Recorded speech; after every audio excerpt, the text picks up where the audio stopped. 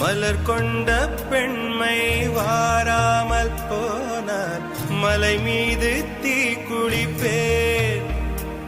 என் உயிர் போகும் போனாலும் துயரில்லை கண்ணே, அதற்காக பாடினேன்.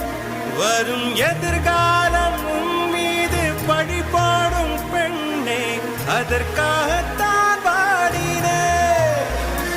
முதலா முடிவா அதை உன் கையில் கொடுத்து விட்டேன்.